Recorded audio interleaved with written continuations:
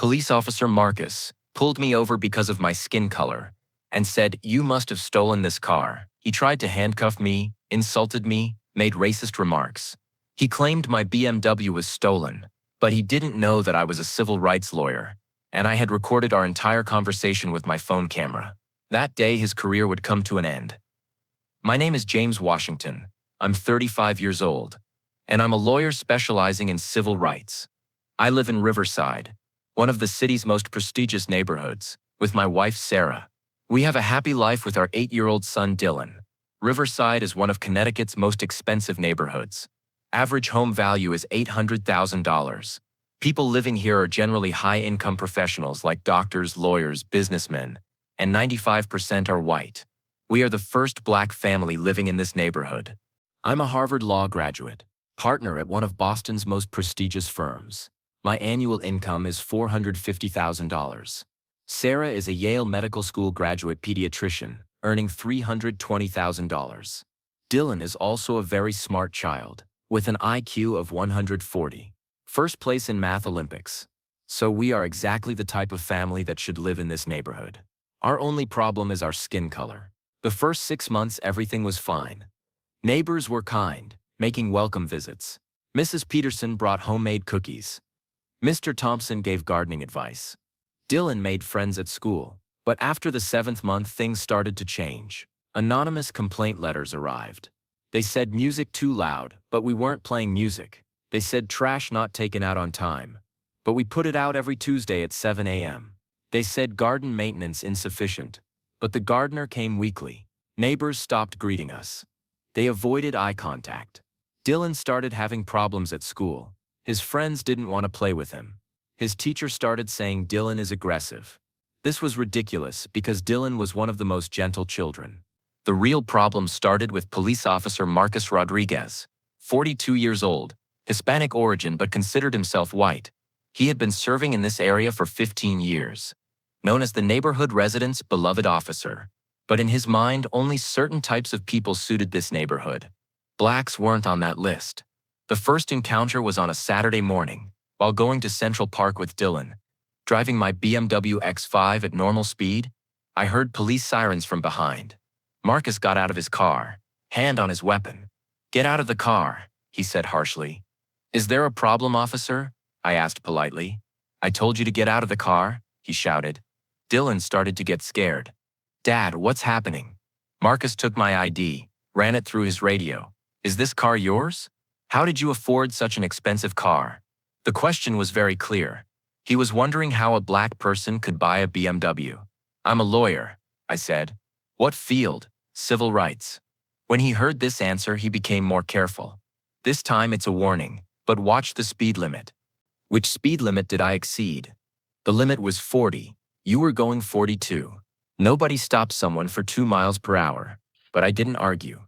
The second incident was a month later. When picking up Sarah from the hospital, Marcus stopped me again. Routine check. "You're out late at night." "I'm picking up my wife from work. She's a doctor." Sarah introduced herself. Marcus seemed to recognize her. Maybe he had treated his child. "Good evening," he said, and left. The third incident was 2 weeks later. While riding bikes with Dylan in the neighborhood park, Marcus came. "What are you doing here?" "Riding bikes with my son. This is a private park, for neighborhood residents.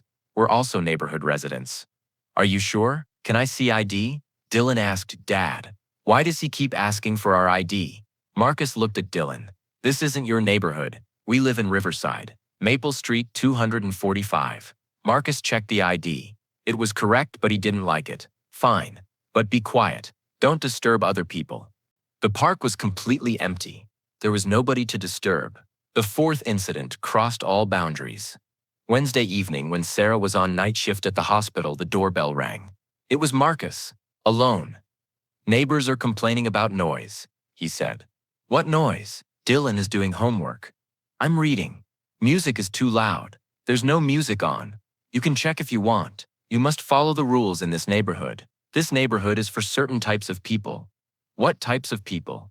"You know what I mean." At that moment, I understood. Marcus was openly being racist. I took out my phone and started recording. "What are you doing?" Marcus asked.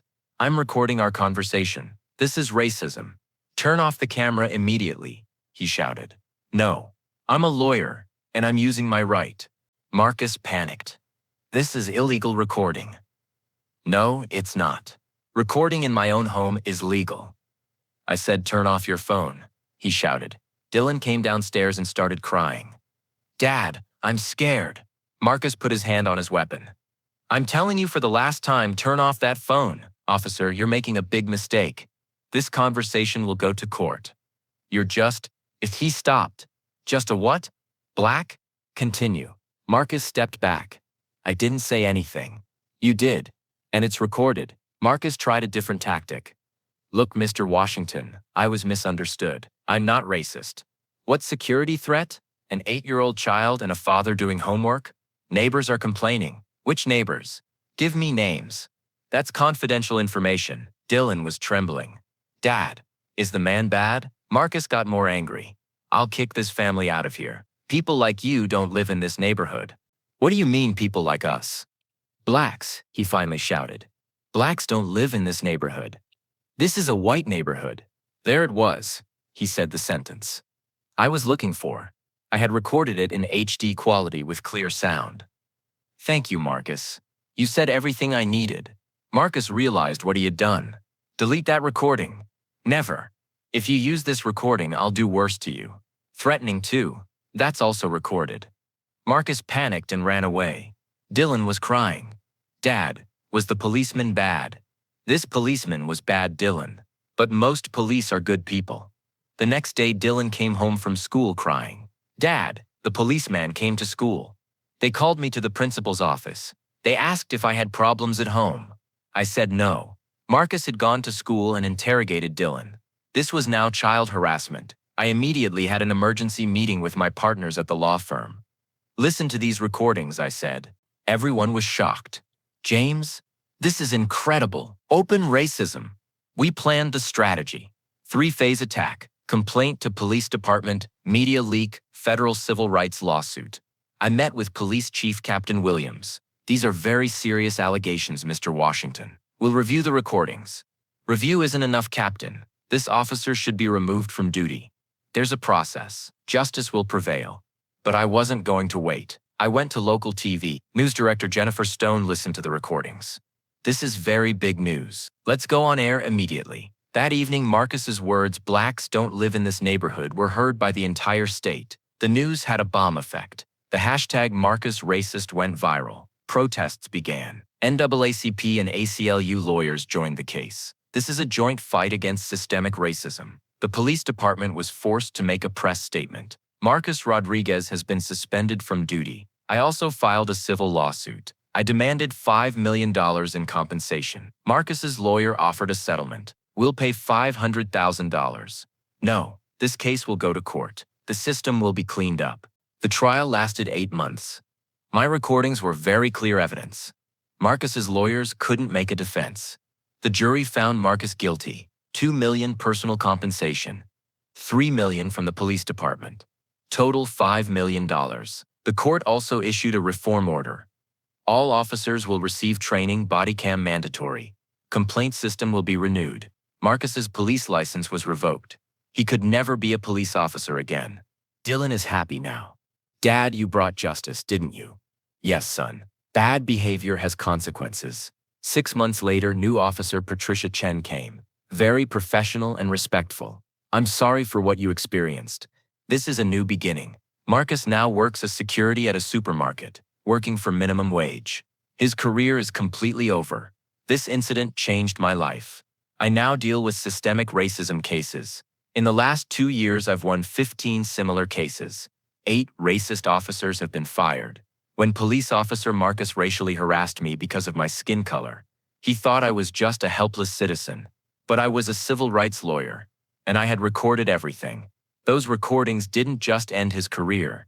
They changed the entire system. Sometimes one brave action can change the lives of thousands of people. Truth always wins.